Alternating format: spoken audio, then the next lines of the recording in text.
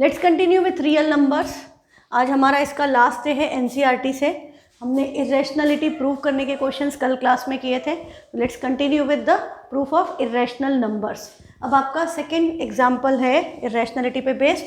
Show that 3√2 is irrational. आपको पता है रैशनल और इरेशनल का प्रोडक्ट इरेशनल होता है यदि रैशनल नंबर ज़ीरो नहीं हो तो, क्योंकि ज़ीरो से मल्टीप्लाई करोगे तो zero multiplied by anything is zero and zero is a rational number. तो non zero rational number into irrational number will give you irrational number. और हमको क्या प्रूव करना है कि ये इरेशनल है। तो हम ये रीजंस नहीं लिख सकते हैं ना। हमने 10th में अब हमने कल थ्योरम पढ़ा था कि यदि कोई नंबर ए किसी प्राइम नंबर p, हाँ, यदि कोई नंबर का स्क्वायर किसी प्राइम नंबर से डिविजिबल है, इसका मतलब वो नंबर भी उस प्राइम नंबर से डिविजिबल है। If a square is divisible by p then a is also divisible by p। और फंडामेंटल थ्योरम ऑफ अरिथमेटिक क्या गारंटी करता है? Uniqueness of factorisation, uniqueness of a number की नंबर के जो प्राइम फैक्टर्स है वो यूनिक है। इस वजह से इन दोनों के कॉम्बिनेशन से हम प्रूव करते हैं कि नंबर्स इरेशनल है। तो बेटा अब हमको प्रूव करना है कि 3√2 इरेशनल है। तो सबसे पहले हम क्या लिखेंगे? लेट 3√2 इज रैशनल, है ना। फर्स्ट स्टेप तो आपकी क्या है कि उल्टी चीज़ अज्यूम कर लो। हमको प्रूव करना है रैशनल, तो हम तो क्या अज्यूम कर लेंगे कि भाई ये तो रैशनल है। अब ये रैशनल है तो 3√2 can be written as a/b। हाँ, कोई भी नंबर्स के फैक्टर p/q के फॉर्म में लिख सकते हैं। a/b where a and b are integers और को प्राइम। यहाँ पर को प्राइम की ज़रूरत नहीं है। हमारा जो सिंगल डिजिट का होता है उसमें को प्राइम ज़रूरत है, यहाँ पे को प्राइम की ज़रूरत नहीं है। A and B are integers and denominator that is B should not be equal to zero. यहाँ हमें सिर्फ इसकी ज़रूरत है कि ए और बी इंटीजर्स है और B not equal to zero. ठीक है। अब आपकी सेकेंड स्टेप क्या है? मतलब ये अब आप क्या करोगे कि √2 जो भी रूट में नंबर है वो एक साइड उसको आइसोलेट करके उसकी वैल्यू निकाल लो। तो 3 है, मल्टीप्लिकेशन में 3 उधर चला जाएगा तो डिनोमिनेटर में जाएगा। तो √2 की वैल्यू क्या हो गई? a/3b। अभी आपको अब इसके आगे कुछ भी नहीं करना है। √2 की वैल्यू हो गई a/3b। हमने क्या बोला था? a और b इंटीजर्स हैं। तो a और b इंटीजर्स हैं तो इंटीजर्स को हम आपस में डिवाइड कर रहे हैं तो हमें क्या मिलेगा? Rational number. हाँ, रैशनल नंबर्स के बीच में कोई भी mathematical operation plus minus multiply divide करते हो you always get a rational number. तो ये नंबर क्या है? Rational number. a integer, b integer, 3 integer. तो हमको क्या पता है? a, 3 and b are integers. This implies a/3b is rational. इसका क्या मतलब हुआ कि a/3b जो है वो तो रैशनल नंबर है। हाँ, अब a/3b रैशनल नंबर है तो ये रैशनल नंबर है और ये √2 के इक्वल है।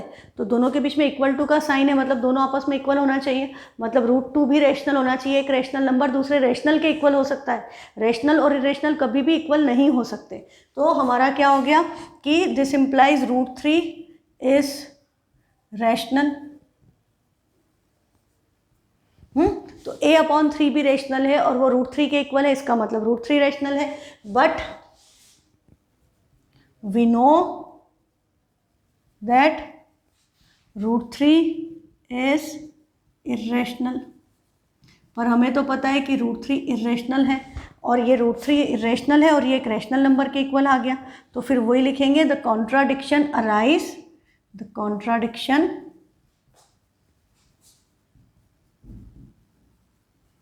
arise because our assumption was wrong, because our assumption was wrong. Therefore 3√2 is irrational. यही हमको प्रूव करना था। Concept clear? तो अब हमारी जो एक्सरसाइज के क्वेश्चन हैं हम उनको एक बार देख लें। तो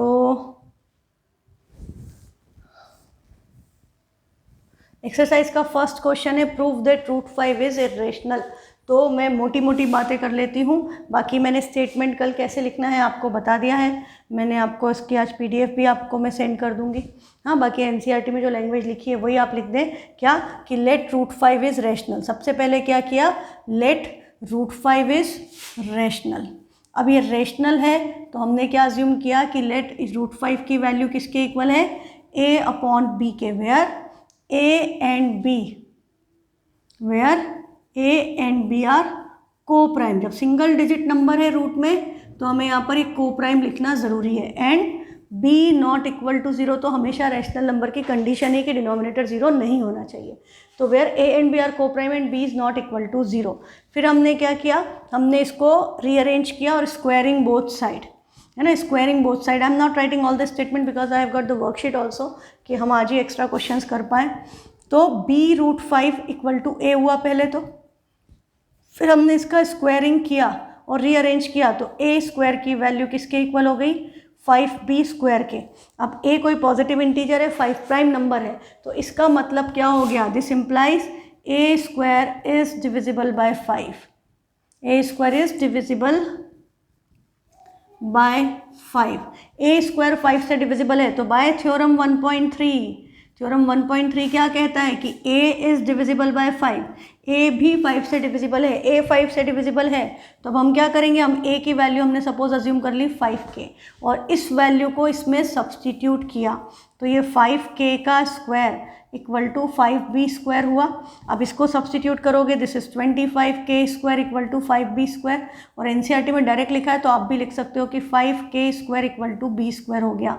इसका मतलब यहाँ पर हमारे पास क्या आ गया कि B² 5K² के इक्वल है। अब B² 5K² के इक्वल है, इसका मतलब B² 5 से डिविजिबल है।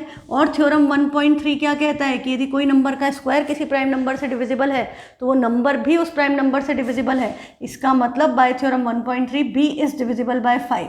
फिर हम क्या लिखेंगे, A is divisible by 5 and B is divisible by 5. This implies HCF of A and B. Of की जगह हम ब्रैकेट लगा सकते हैं, HCF ऑफ A, B क्या है 5। बट हमने क्या अज्यूम किया था, बट A and B वर को प्राइम, A और B क्या थे, को प्राइम नंबर्स, तो उनका HCF क्या होना चाहिए, तो उनका HCF तो 1 था। तो कॉन्ट्राडिक्शन अराइज, तो कॉन्ट्राडिक्शन क्यों arise, because our assumption was wrong. तो अवर एजम्पशन वॉज रॉन्ग मतलब हमने क्या अज्यूम किया था कि रूट 5 रैशनल है, इसका मतलब उल्टा हो गया, मतलब रूट 5 इर्रेशनल है। ठीक है, तो ये आपकी बेसिक बात हो गई। तो अब आप इसको कर लेना, मैंने आपको कल होमवर्क में भी बोला था। Next is 3 + 2 √5।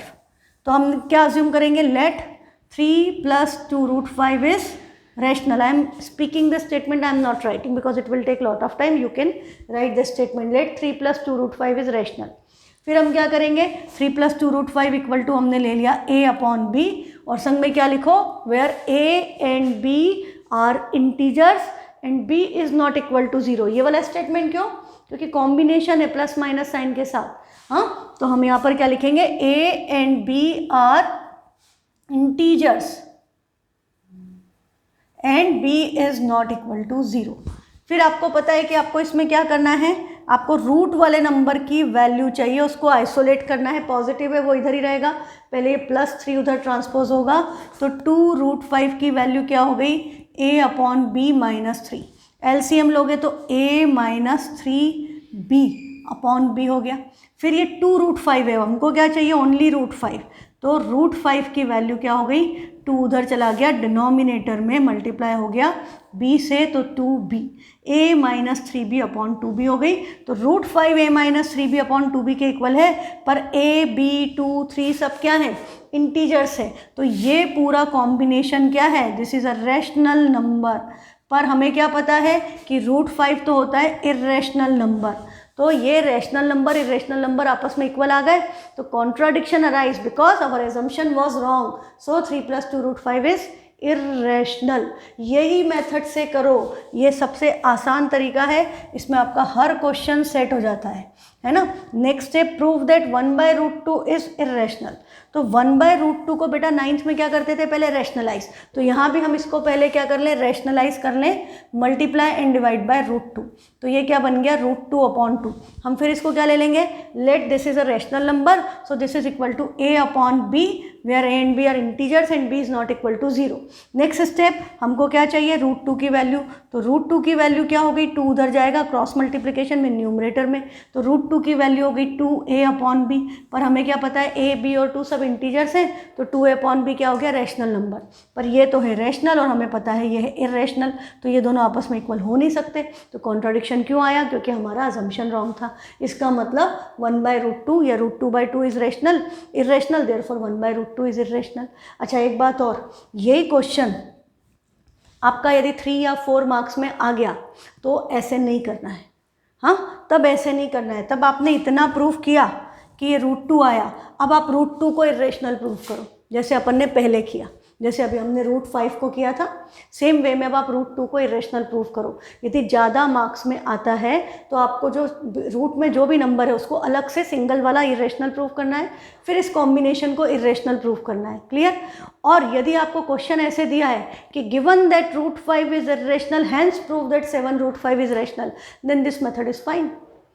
दोनों केस में ये मेथड सही है, बस आपको इसमें क्या करना पड़ेगा, ज़्यादा वेटेज का क्वेश्चन आ गया तो जैसे √5 है तो √5 का इरेशनलिटी का पूरा प्रूफ डाल दो, पहले वो प्रूफ कर दो कि √5 इरेशनल, फिर 7√5 को इसी तरह से कि लेट हम इसको ये वाला कर लेते हैं, सेकंड ये फर्स्ट हो ही गया, सेकंड में क्या बोला है 7√5, तो हम क्या अज्यूम करेंगे, लेट 7√5 भी रैशनल, रैशनल है तो a/b के इक्वल है, where a and b are integers and b is not equal to 0।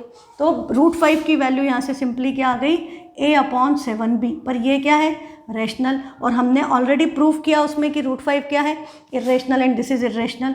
तो contradiction arise because our assumption was wrong, so 7√5 is irrational.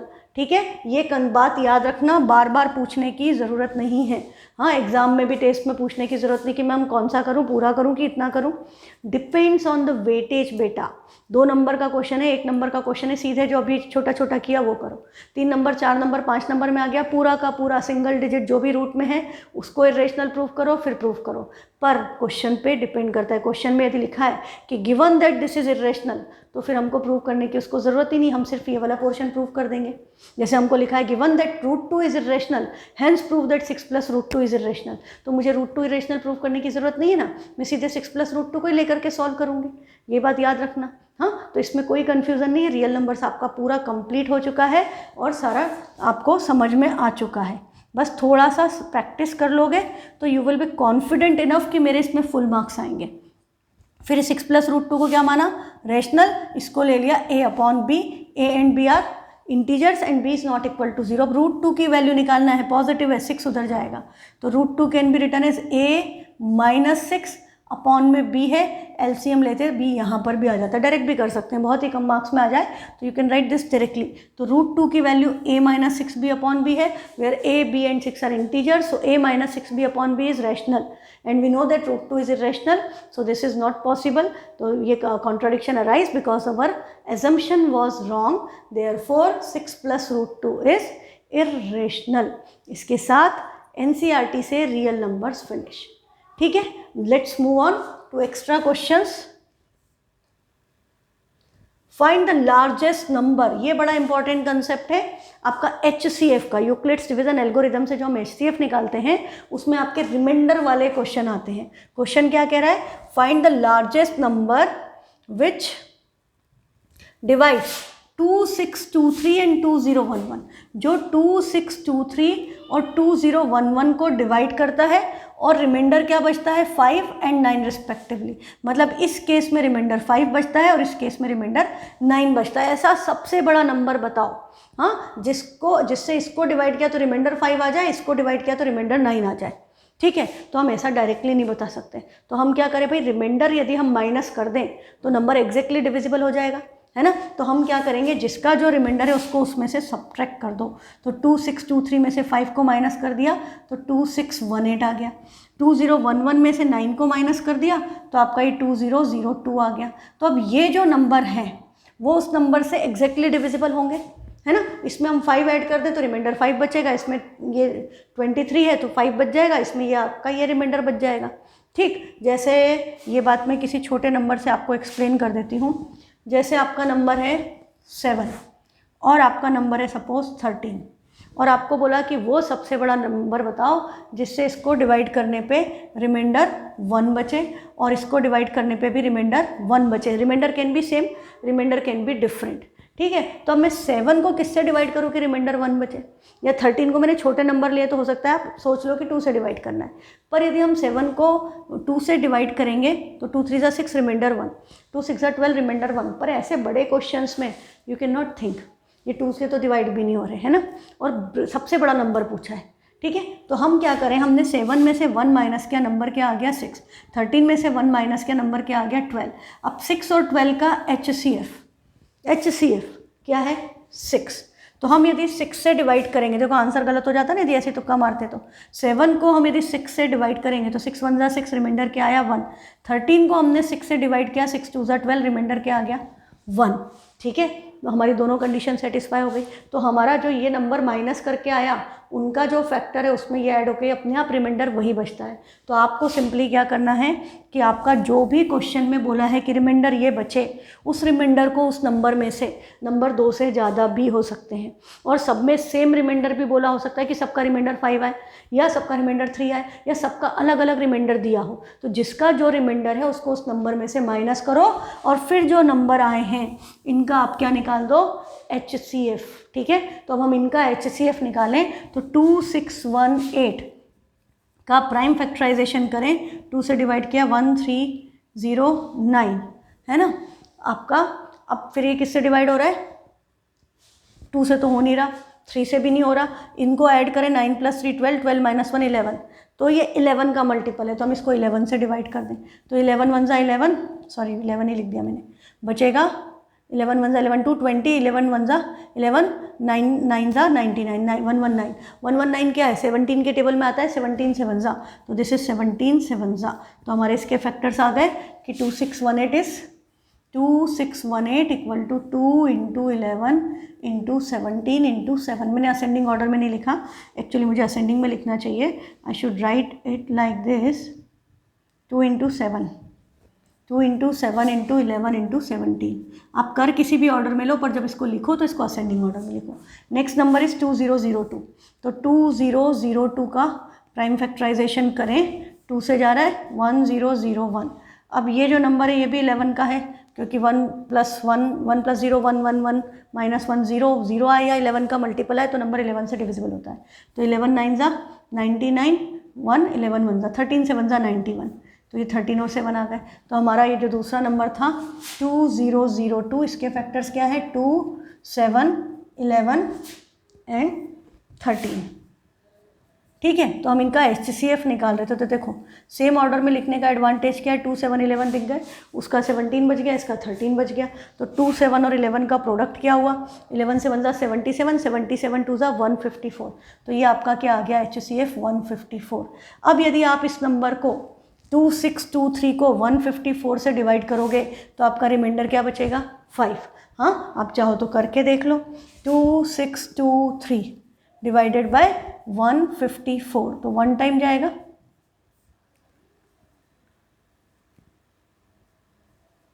है ना। अब कितने टाइम जाएगा, तो 7 टाइम जाएगा, 17, तो 7 टाइम्स करेंगे,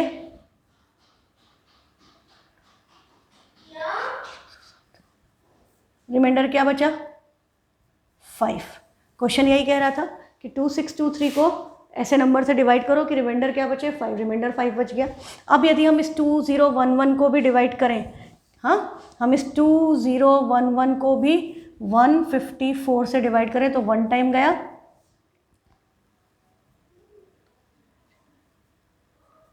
$471। अब कितने टाइम जाएगा 3 नहीं, क्या आया था 13 आया था ना, 2002 2011, यस, तो 2 7 11 आ गए, 13 3 तो आना चाहिए, 3 4 12, कैरी 1 15 45 40, 462, यस मैंने क्यों ले लिया 3, क्योंकि मुझे पता है ये फैक्टर्स आ गए तो 13 एंड 17, तो इसका रिमाइंडर क्या बच गया 9, क्योंकि ये नंबर एग्जैक्टली डिविजिबल है, इसको डिवाइड करोगे एग्जैक्टली डिवाइड हो जाएगा। ठीक है, कंसेप्ट क्लियर। तो ये बहुत इंपॉर्टेंट कंसेप्ट है रिमाइंडर वाला, तो इसकी बेटा अच्छे से प्रैक्टिस करना, आपको एक्स्ट्रा क्वेश्चंस मिल जाएंगे कोई भी बुक उठाओगे। सेकेंड है, नहीं चाहिए होंगे तो मैं व्हाट्सएप कर दूंगी आपको worksheet. Use Euclid's division algorithm to find the largest number. Largest number जब भी लिखा है answer will be HCF, there should not be any confusion कि एलसीएम निकाले, वो सबसे बड़ा नंबर जो सबको डिवाइड करे। एलसीएम से नंबर डिवाइड नहीं होते, एलसीएम उन नंबर से वो नंबर मतलब एलसीएम यदि हम निकालते हैं तो इससे भी एलसीएम डिवाइड होता है, ये दोनों उसके मल्टीपल्स फैक्टर्स होते हैं। ठीक है, और HCF हमेशा LCM का फैक्टर होता है, ये बात भी याद रखना। 957 और 1280 नंबर क्या दिए हैं, 957 1280, इनको डिवाइड करें और दोनों केस में रिमाइंडर क्या बचे 5, तो हमने इसमें से भी 5 माइनस किया, इसमें से भी 5 माइनस किया, ये क्या हो गया 952, इसमें से 5 माइनस किया, क्या आ गया 1275। अब दोनों का प्राइम फैक्टराइजेशन देखो, मैथ्स ऑनलाइन पढ़ने का तरीका यही है कि क्वेश्चन समझ में आ गया है, अब आपको वीडियो पॉज करके अपने आप करो फिर चेक करो। 952 डिवाइड किया 2 से, क्या आ गया 476, फिर इवन नंबर है 2 से डिविजिबल है 238, फिर इवन नंबर है 119, 119 फिर से 17 से 1 जा तो यहाँ 7 आ गया, फिर 17 आ जाएगा और ये आ गया 1। नेक्स्ट इज 1275, पहले इसको भी कर लें, 5 से डिविजिबल है तो 5 2 जा 5 3 जा नहीं 5 3 जा नहीं 5 5 जा 5 2 जा 5 2 जा 5 2 जा 10 2 27, 5 5 जा 25, 2 5 5 जा 25, मैंने 2 क्यों लिख दिया, 5 5 जा 25, फिर 5 से डिविजिबल है 5 5 जा 5 1 जा 13 से 1 जा तो 3 और 17, तो हमें इनके फैक्टर्स मिल गए। और कम मार्क का क्वेश्चन है तो बजाय पूरा लिखने के आप सिंपली फोकस करो कि कॉमन फैक्टर क्या है। अच्छा मैं 17 यहाँ लिखना भूल गई, तो 17 दिख रहा है दोनों के पास और कुछ भी नहीं दिख रहा है, इसके पास 2 2 2 है, उसके पास ये है। ज़्यादा नंबर में आया तो आप इसको ऐसे लिखोगे कि 952 equal to 2 cube into 7 into 17 and 1275 is 3 into 5 square into 17, तो HCF क्या हो गया 17। तो ग्रेटेस्ट नंबर जिससे हम इन दोनों को 957 और 1280 को डिवाइड करें और रिमाइंडर 5 बचे इस 17। हाँ, तो 17 से डिवाइड करोगे तो क्या आएगा 957 डिवाइडेड बाय 17, 17 5 जा 85, बचेगा क्या 10, तो ये हो गया 107 एंड 17 6 जा 102, 7 जा ज़्यादा होता है तो 102, रिमाइंडर क्या बच गया 5। ऐसे हम उसको डिवाइड करते, दूसरा नंबर क्या था 1280 को डिवाइड करेंगे 17 से, तो 17 7 जा 119, 17 5 जा 85, इसका भी रिमाइंडर क्या बचा 5। तो ये चेक है, ये चेक करने की ज़रूरत नहीं है ना, ये मैंने चेक किया है कि सही आया या नहीं आया, और basically I wanted to teach you, इसलिए मैंने पूरा ये करके बताया। आपके पास टाइम हो तो आप चेक कर लो, अदरवाइज़ कैलकुलेशन पे ध्यान दो, कैलकुलेशन गलत मत करो तो आपका गलत होगा ही नहीं, है ना। अब इतना करने का टाइम नहीं होता, यदि बोला है वेरीफाई करो तो हम करेंगे, अदरवाइज़ नहीं करेंगे ये। नेक्स्ट है आपका find the largest positive integer, this is homework for you today. आज का होमवर्क ये है। हाँ, अब मैं किसी दिन गूगल फॉर्म भेज रही हूँ और किसी दिन क्लास होमवर्क दे रही हूँ, तो क्लास होमवर्क ये है कि आपको सॉल्व करके PDF बना करके भेज देना, सॉल्यूशन हम नेक्स्ट डे क्लास में डिस्कस कर लेंगे, उससे पता चल जाएगा आपको कंसेप्ट क्लियर हुआ या नहीं हुआ। Find the largest positive integer that will divide 122, 150 and 115 leaving remainder respectively. तो इसका 5 है, इसका 7 है, इसका 11 है। ऑर्डर चेंज मत कर देना, जिस ऑर्डर में नंबर्स लिखे हैं 122, 150, 115 और रिमाइंडर लिखे हैं सेम होना चाहिए। आपने उल्टा पुल्टा कर दिया तो आपका क्वेश्चन का आंसर ही अलग हो जाएगा। तो 122 माइनस 5 करोगे तो क्या आ गया 117, 150 में से 7 गए 143, 115 में से 11 गया, क्या बचेगा 104। तो ये 13 के दिख रहे हैं मुझे सारे के सारे मल्टीपल्स, है ना। ये आपका 13 9 है और ये 13 into 11 is 143, 13 8 8 can be written as 2 cube. तो आपको पता चल गया कि आंसर क्या आएगा 13। तो होमवर्क कैंसिल, ये मैं नहीं कर दिया, आगे के क्वेश्चन होमवर्क दे दूंगी मैं, है ना। हालांकि इसको आप अपने आप फिर भी करोगे तो आपके लिए अच्छा है। तो आंसर क्या आ गया 13। नेक्स्ट क्वेश्चन है, अच्छा अब हमारी वर्ड प्रॉब्लम से based on chapter 1। It's not so कि ओनली HCF है या LCM है, दोनों चीज़ें आएंगी क्योंकि दोनों हैं आपके सिलेबस में। तो इसमें क्या बोल रहा है, Sita takes 35 seconds to pack and label a box. मान लो कि सीता है, राम है, गीता है, वो सब कहीं किसी फैक्ट्री में अमेजन के लिए पैकिंग कर रहे हैं, ठीक है। तो सीता जो है उसको पैकिंग करने में 35 सेकेंड्स लगते हैं। सीता टेक्स 35 सेकेंड्स पैक और लेबल करने में। राम को सेम काम करने में 42 सेकेंड्स लगते हैं और गीता जो है वो वही काम 28 सेकेंड्स में कर लेती है। अब आपसे क्या पूछा, if they all start using labelling machines at the same time, तीनों ने साथ में काम शुरू किया तो कितनी सेकेंड्स के बाद they will be using the labelling machines together, वापस साथ में कब यूज़ करेंगे। तो आपको आइडिया है कि हमारे पास, देखो हमको पता है आंसर दो ही हो सकते हैं, या तो HCF या LCM। अब यदि हम इसका HCF लेंगे तो छोटा नंबर आएगा। हाँ, हम यदि इसका प्राइम फैक्टराइजेशन भी कर दें तो दिस इज़ 5 7 ज़ा, दिस इज़ 7 6 ज़ा, मतलब 2 × 3 × 7, ये है 7 4 ज़ा, 4 is 2 square × 7। ये प्राइम फैक्टराइजेशन ओरली कर लो, बेटर है। तो ये आपके फैक्टर्स आ गए, फिर मल्टीप्लाई करके देख लो, 5 7 ज़ा 35, 2 3 ज़ा 6, 6 7 ज़ा 42, 2 स्क्वायर 4, 4 7 ज़ा 28, फाइन। अब यदि हम इसका HCF ले रहे होते तो HCF क्या आता, 7 सेकेंड में एक का भी काम कंप्लीट होता क्या, नहीं होता। तो ये पता चल गया कि HCF तो हो ही नहीं सकता इसका answer. Then what should be the answer should be the LCM of this numbers, ठीक है। तो हमें इनका क्या निकालना है, हमें इनका निकालना है LCM। तो LCM में देखें 2 की पावर मैक्सिमम क्या है, स्क्वायर, 3 एक बार, 5 एक बार, 7 तीनों के पास है तो एक ही बार आएगा, ऐसा नहीं कि 3 बार 7 लिख दें, हाँ गड़बड़ हो जाएगी। तो LCM क्या हो गया, 2 का स्क्वायर 4, 4 5 ज़ा 20, 7 3 ज़ा 21, 21 2 ज़ा 42, 420 सेकेंड्स। आंसर क्या आ गया, उन्होंने सेकंड में पूछा है तो हमको मिनट में करने की ज़रूरत नहीं है। यदि हमको सेकंड की बजाय मिनट्स में पूछा होता है, सिंपली टाइम पूछा होता है, तो 420 सेकंड में अपन कभी नहीं बोलते ना कि 420 सेकंड में हो जाएगा क्वेश्चन, तो अपन को इसको मिनट्स में कन्वर्ट करना पड़ता। तो यदि उन्होंने सेकंड में पूछा है तो यहाँ पर आप ऐसे ही छोड़ दोगे, अदरवाइज़ हम इसको क्या करते, 1 मिनट में 60 सेकेंड होते हैं, याद है ना। तो आप इसको डिवाइड कर देते 60 से, तो 0 0 कैंसिल, 6 7 का आंसर क्या आ जाता, 7 मिनट। 7 मिनट बाद वो वापस से कर रहे होंगे क्योंकि उनका वो जो है ये 7 मिनट है, वो 7 सेकेंड्स था, ये जो 7 था वो सेकेंड था और ये जो आया ये मिनट है, ठीक है। यदि आप HCF लेते तो 7 जो आ रहा था वो सेकंड था, 7 सेकंड, और ये 7 मिनट है, ठीक है। यूनिट्स आर डिफरेंट, ये बात याद रखना। अब इसी क्वेश्चन में हम एक चीज़ और समझ लें, यदि हमको टाइम दिया होता कि भाई उन्होंने काम संघ में शुरू किया था 10 बजे पे, 10 AM पे, तो आप कितने बजे दोबारा संघ में करेंगे, तो आपको 7 मिनट लिखा है तो आप लिखोगे 10 7 AM, टाइम को भी ऐड करके बताना पड़ेगा। और मान लो ये 420 की बजाय यदि तुम्हारा 425 सेकेंड्स आता तो आपका ये 60 और रिमाइंडर बच जाता 5, 7 मिनट 5 सेकेंड बचता। तो हम इसको 10 7 0 5 AM ऐसे करके आंसर लिखते कि 10:07 पे वो फिर से सेम काम करेंगे। क्लियर है। तो ये बात अभी आपको बहुत जगह, अभी ट्रैफिक लाइट के क्वेश्चंस आएंगे वहाँ पर टाइम दिया होता है, तो ये याद रखना। नेक्स्ट क्वेश्चन है, a merchant has 120 litres of one kind oil.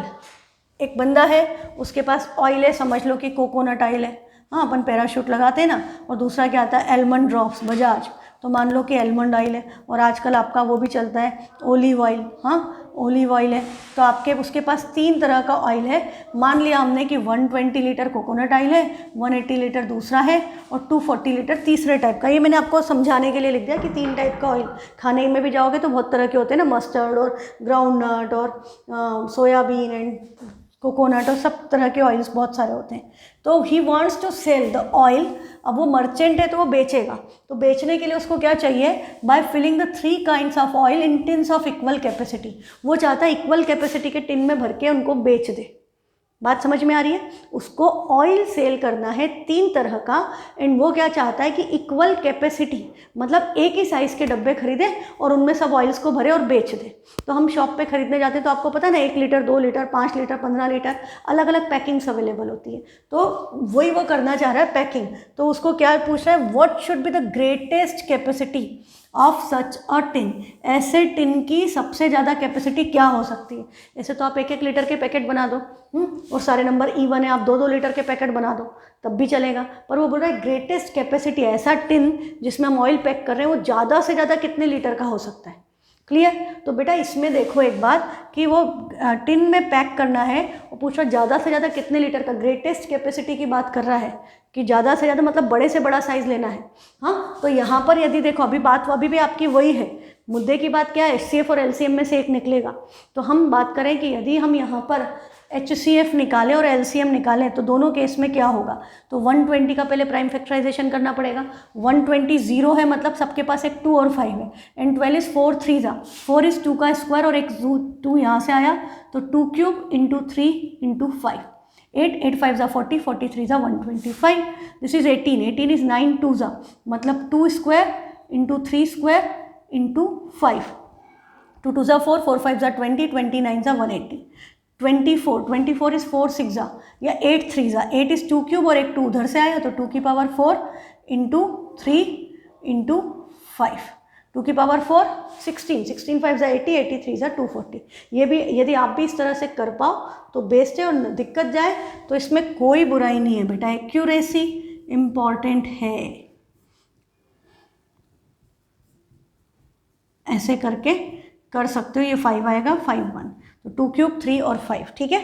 तो इसमें कोई बुराई नहीं है, पर कोशिश करो इस पर शिफ्ट होने की। यदि आप इस तरह से कर रहे हो तो ट्राई टू शिफ्ट की, याद रखो कॉम्बिनेशंस। हाँ, मतलब हम इसको ऐसे भी लिख सकते थे कि 120 इज 12 इंटू 10, 12 इज 4 3 जा 4 मतलब 2 का स्क्वायर, 3 और 10 मतलब एक 2 और एक 5, तो ये 2 स्क्वायर 2 ऐड हो गए, है ना। This is how I have done this. अब आप देखो कि यदि आप इसका HCF लेते, हम दोनों चीज़ें निकाल लेते हैं, HCF लेते तो क्या आता और LCM लेते तो क्या आता। तो अब हम यदि इसका HCF लेते तो हमारे को क्या दिख रहा है, सबके पास 2 का स्क्वायर है। हाँ, यहाँ पावर 4 है, यहाँ 3 है तो 2 स्क्वायर है, फिर यहाँ 3 है, यहाँ 3 है, 3 स्क्वायर है तो 3 आएगा, और 5 सबके पास कॉमन है तो एक 5 आएगा। तो 2 2 जा 4 4 5 जा 20 23 जा 60, तो HCF क्या आएगा 60। और यदि हम इसका HCF की बजाय यदि हम LCM ले रहे होते तो LCM क्या आता, 2 की मैक्सिमम पावर क्या है 4, 3 की मैक्सिमम पावर क्या है 2 और 5 सबके पास है सिंगल 5 तो 5 ही आएगा। अब 2 की पावर 4 16 16 5 जा 80 80 इंटू 3 का स्क्वायर 9 तो 9 8 जा 72, तो ये क्या आता 720। अब एक बात बताओ कि यदि उसको पैक करके भेजना है, बेचना है इक्वल कैपेसिटी में, और उसके पास ऑयल ही 120 180 240 लीटर है, तो 720 का बॉक्स लेके क्या तीनों ऑयल मिक्स करके बेचेगा क्या? कोई खरीदेगा क्या? 3 तरह का ऑयल मिक्स की, कोकोनट आलमंड ओलिव मिले हुए हैं, कोई भी नहीं परचेस करेगा, है ना। तो ये ऑप्शन तो आपका कैंसल आउट हो गया। और एग्जाम में पूरा मत करना, मैं सिर्फ आपको समझाने के लिए कर रही हूँ। हाँ, आपके दिमाग में कंसेप्ट फिक्स करने के लिए I am doing this, but the thing you should remember कि यदि हम LCM लेंगे तो it will be a greater number, HCF लेंगे तो स्मॉलर नंबर। तो हम LCM हमने लिया तो 720 आया, तो 720 लीटर तो पॉसिबल ही नहीं है, तो ऑप्शन क्या बचा 60 लीटर। तो HCF ही आएगा ऐसे केसेस में जब भी आपको इस तरह का ऑयल टैंकर या कोई और टैंकर इस तरह की बात कर दी कि आपको इनको पैकिंग करके बेचना है, then answer will be always HCF of the numbers. ये बात याद रखो। सिंपल बात। यदि कोई मॉर्निंग वॉक कर रहा है या कोई कार चला रहा था रवि और सोनिया की तरह, है ना, कि कब वापस मिलेंगे, या वो पैकिंग कर रहे थे राम सीता गीता, ऐसे केसेस में आंसर इज ऑलवेज LCM। और इस केस में जब आपको इस तरह से चीज़ बेचनी है इक्वल कैपेसिटी में और मैक्सिमम पूछा है, मीन्स HCF आएगा। ठीक है, तो हमको इसमें सिर्फ HCF निकालना था, आंसर आता 60। अब इसको भी समझ लो, यदि पूछ लिया कितने बॉक्सेस लगेंगे, तो 120 लीटर में 62 जा 2 बॉक्स इसके लगेंगे, 63 जा 64 जा, तो टोटल बॉक्स कितने लगे 9 बॉक्स बनवा ले, वो 60 लीटर के सारे इक्वल कैपेसिटी में हो जाएंगे। 2 बॉक्स इसके, 3 बॉक्स इसके, 4 बॉक्स इसके, 9 बॉक्स बेच दे, है ना। ऐसे तो 10 लीटर का बनवाता तो ये 12 बन जाते, ये 18 है 24, पर उसने क्या पूछा था मैक्सिमम कैपेसिटी। ठीक है, तो maximum capacity is HCF of the numbers. Next question है, in a school the duration of junior section is 40 minutes.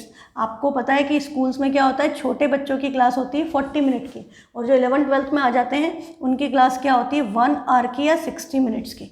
1 our दिया है, देखो वो टाइम है मिनट्स में, वो टाइम है आवर में, यूनिट शुड बी सेम। तो हमको आर को मिनट में लिखेंगे, हम मिनट को आर में नहीं करेंगे, दैट विल बी कॉम्प्लिकेटेड। तो हम उसको 40/60 की बजाय इसको 60 मिनट्स लिखेंगे। तो ये 40 मिनट की क्लास है, ये 60 मिनट की क्लास है। अब स्कूल होता तो साथ में शुरू है, और आपको पता है कि लंच टाइम भी साथ में होता है। तो आपका फर्स्ट बेल बजी मान लो 8 बजे, अब आपका लंच टाइम साथ में होगा, तो when will the 2 bells ring together again, दोनों की बेल साथ में कब बजेगी, या लंच टाइम कितने बजे होगा, या बात समझ में आ गई। एक की क्लास 40 मिनट्स की है, एक की क्लास 60 मिनट की है। पहली बेल संग में बजी 9 बजे, 9 बजे का टाइम दिया इन्होंने, जो भी दिया है वही लिखना है। 9 AM पे बजी। अब अगली बेल साथ में कि जूनियर सेक्शन की भी और सीनियर सेक्शन की भी साथ में कब रिंग करेगी, तो आंसर क्या होना चाहिए। यदि मैं 40 और 60 का HCF ले लूँगी तो 20 मिनट बाद, 20 मिनट में तो किसी का पीरियड ही नहीं खत्म हुआ, तो पॉसिबल ही नहीं है। ऐसे केसेस में answer will B LCM of the numbers. हाँ, जब भी घंटी बजाने की बात होगी आंसर क्या होगा, LCM, ये याद रखो। तो 40 का प्राइम फैक्टराइजेशन 2 का square into 2 into 5 that is 2 cube, 8 5 जा, ये हो गया। 60 12 5 जा, तो 5 आ गया, और 12 क्या था, 4 3 जा, दैट इज 2 स्क्वायर, और एक 2 इधर से आया 2 क्यूब, नहीं मैं क्या कर रही हूँ, 12 5 जा, 12 5 जा मतलब 4 3 जा, 2 स्क्वायर इंटू 3, 4 5 जा 20, 3 जा 60, ये हो गया। मैं बीच में 2 5 जा भी करने लग गई थी इसलिए। तो इनका LCM क्या आएगा, 2 की मैक्सिमम पावर 3, 3 सिंगल, 5 दो के पास है, एक ही बार आएगा। तो 8 5 जा 40, 43 जा 120। आफ्टर 120 मिनट्स, मतलब आफ्टर 2 आवर, 120 मिनट्स ज़्यादा है तो हम क्या बताएंगे, 2 घंटे, 6/60 2 घंटे। 2 घंटे के बाद वापस से घंटी बजेगी, तो 2 घंटे में छोटे बच्चों के कितने हो गए, 3 पीरियड, और इनके कितने हो गए, 2 पीरियड। इनके 2 पीरियड और उसके 3 पीरियड के बाद, ये भी समझाना के लिए कर रही हो, लिखना नहीं है। After 3 periods of junior section and after 2 periods of senior section the bell will ring together again. अब यदि आपसे टाइम दिया है तो आपको क्या लिखना चाहिए, 9 बजे बजी थी तो 9 + 2 11 AM, और यदि 12 को क्रॉस कर जाए तो PM लगाने का भी याद रखना, टाइम शुड बी करेक्ट। तो ये आपके 11 बजे वापस से घंटी साथ में बजेगी। नेक्स्ट क्वेश्चन है, हाँ ये बड़ा इंपॉर्टेंट कंसेप्ट है, इसमें बहुत मिस्टेक होती है, specially after studying surface area and volume. Surface area and volume में बेटा हम क्या पढ़ते हैं कि length of the longest rod that can be kept in a cuboidal room, जो सबसे बड़ी रॉड हम किसी क्यूबॉइडल रूम में रख सकते हैं वो उसकी डायगोनल के बराबर होती है। हाँ, और डायगोनल का फॉर्मूला होता है √L² + B² + H²। पर क्वेश्चन क्या कह रहा है, वो सबसे बड़ी साइज की रॉड जो हम एक रूम में रख सकते हैं। यदि मुझे एक रूम में एक रॉड रखना है तो कितनी बड़ी रख सकती हूँ, ऐसे रखूँगी तो ब्रेथ के बराबर है, ऐसे रखूँगी तो लेंथ के बराबर है। तो मैं यदि उसकी हाइपोटेनियस ले लूँ, यदि राइट ट्रायंगल है तो हाइपोटेनियस लॉन्गेस्ट साइड, तो वैसे यदि रूम में रख रहे हैं, रूम इज क्यूबॉइडल, तो क्यूबॉइड में उसकी वैल्यू किसके इक्वल होगी, डायगोनल के इक्वल, और डायगोनल का फॉर्मूला ये होता है। ठीक है, पर अब आप इस क्वेश्चन को पढ़ो। ये क्वेश्चन क्या कह रहा है कि length breadth and height of a room are, हमको क्या किया, हमको एक रूम की लंबाई चौड़ाई और हाइट दे दी कि भाई रूम की लेंथ इतनी है, ब्रेथ इतनी है और हाइट इतनी है। हाँ, तो हमको तीनों चीज़ दे दी। अब दूसरा, अब क्या पूछ रहा है, find the length of the longest rod that can measure the 3 dimensions of the room exactly. Focus on this thing, सिर्फ लेंथ ब्रेथ हाइट पे मत फोकस करो। वो क्या बोल रहा है, जो मेजर कर पाए रूम के डायमेंशंस, और ये क्या दी है, लेंथ ब्रेथ हाइट रूम की दी है, आपको रॉड की नहीं दी है। हाँ आपको, हाँ खैर उसमें भी हमें रूम की चाहिए होती, सॉरी वो मैं गलत बोल गई। तो हमारा क्या है, हमको लेंथ ब्रेथ हाइट रूम की दी है, पर हमको क्या बोला है, हमको ये नहीं बोला है कि हमें एक लंबी रॉड रखनी है, हमें बोल रहा है हमें रूम की लेंथ ब्रेथ हाइट को नापना है। तो नापने के लिए हमें कितना मैक्सिमम लॉन्गेस्ट रॉड कितनी बड़ी खरीदनी चाहिए ताकि हम एग्जैक्टली मेज़र कर पाएँ। तो क्वेश्चंस अलग अलग हैं, बिल्कुल सेपरेट कर लो माइंड में। लॉन्गेस्ट रॉड पूछा है तो ये निकालना है, हाँ काय के लिए लॉन्गेस्ट रॉड, रूम में रखने के लिए। पर यदि रूम को मेजर करना है तो answer will be always their HCF। बहुत बड़ी रॉड थोड़ी लेकर के आएंगे, लॉन्गेस्ट रॉड मतलब HCF। हाँ HCF क्यों, देखो मैं आपको अभी बता देती हूँ। अब ये स्केल है मेरे पास, ये स्केल है मेरे पास। यदि मुझे इस बोर्ड की पूरी मेज़र करनी कितना बड़ा बोर्ड है। हाँ, तो हम क्या करते हैं, हमने यहाँ से यहाँ तक मार्क किया और अब हम क्या करेंगे, हम इस स्केल को उठा करके हम इस स्केल को उठा करके यहाँ पर रखेंगे और फिर काउंट कर लेंगे। और यदि हमें और मेज़र करना है, ये 2 बार हो गया, फिर हम इसको उठा के शिफ्ट कर लेंगे आगे और फिर मार्क कर लेंगे। और अब हम क्या बोलेंगे, 3 स्केल के बराबर है। यदि ये स्केल 12 सेंटीमीटर का था तो 12 3 जा 36। This is how actually measurement is done. आपने कभी भी किसी कारपेंटर को, या आप कपड़ा खरीदने गए हो, या आपके घर में पेंट हुआ हो, हाँ, या कोई खाती वगैरह आया है कुछ काम करने, आपने देखा हो यदि उनको मेजरमेंट करते हुए, तो आपने देखा होगा वो इधर से उधर टेप लगाते हैं, या घर बनते हुए देखा हो, फिर इधर से पकड़ के उसको फिर से आगे काउंट कर लेते हैं। ऐसा नहीं करते कि इतना बड़ा टेप लेकर के आए। हाँ, दैट इज़ नॉट पॉसिबल। तो इतना बड़ा टेप मतलब एलसीएम, तो एलसीएम नहीं लेना है। इस क्वेश्चन में एचसीएफ लेना है। इस क्वेश्चन में डायगोनल भी नहीं निकालनी है। हाँ, प्लीज़ इसको याद रखो, इसमें अभी कन्फ्यूज़न नहीं होता। जब पूरा सिलेबस हो जाता है तो बच्चे डायगोनल निकाल देते हैं, क्योंकि सारी चीज़ें मिक्स हो जाती। तो मैंने आपको फर्स्ट डे बता दिया है कि डायगोनल कब निकलेगी, जब आपसे पूछा हो कि रूम में सबसे बड़ी रॉड कितने साइज़ की रख सकते हैं। यहाँ पे क्या बोल रहा है, कितना बड़े साइज़ की रॉड से हम नाप सकते हैं, नापने की बात कर रहा है, मेज़र कर सकते हैं एग्जैक्टली। तब हमेशा क्या निकलेगा, HCF। पहली बात क्लियर। अब दूसरी प्रॉब्लम इस क्वेश्चन में क्या आती है कि जो डायमेंशंस हैं वो हमें क्या दिए हैं, 8 metre 25 centimetre. This is the length and breadth and height. High breadth है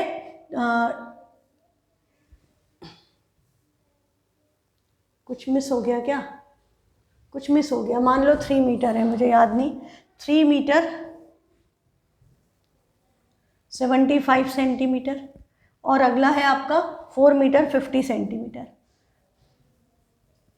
अब क्या करें, ये तो मीटर और सेंटीमीटर 2 यूनिट है, तो आपको 100% पता है यूनिट शुड बी सेम। अब यूनिट शुड बी सेम पता है और आपने उठा करके इसको कर दिया कि भाई ये तो हो गया 8.25 और ये हो गया 3.75 और ये हो गया 4.50। और अब एलसीएम लेने या एचसीएफ लेने गए तो डेसिमल में एचसीएफ कहाँ लिया अपन ने, डेसिमल में एचसीएफ में दिक्कत जाएगी। तो कभी भी उसको मीटर में मत कन्वर्ट करो, उसको सेंटीमीटर में कन्वर्ट करो। और बेटा ये सब मैं इसलिए बोल रही हूँ क्योंकि मेरा प्रैक्टिकल एक्सपीरियंस है कॉपी चेक करने का। बच्चे ये गलतियाँ करते हैं, उनको कंसेप्ट पता है, डायगोनल नहीं लगाया, लगाया यही पर कर दिया 8.25, अब उनसे एचसीएफ ही नहीं लेते बन रहा। तो ये बात ध्यान रखो कि करना क्या है। तो इसको हम क्या लिखेंगे, 825 सेंटीमीटर, 375 सेंटीमीटर, 450 सेंटीमीटर। अब एकदम आसान क्वेश्चन हो गया, आपके पास 3 नंबर है जिनका आपको HCF लेना है। तब आप इन सब का प्राइम फैक्टराइजेशन करो और फिर आप निकाल दो HCF, जो भी कॉमन फैक्टर से आता है आपको। तो this is homework for you now कि इसका सॉल्यूशन निकाल करके आप मुझे भेजेंगे कि इसमें कितने बड़े साइज़ की रॉड लेनी है।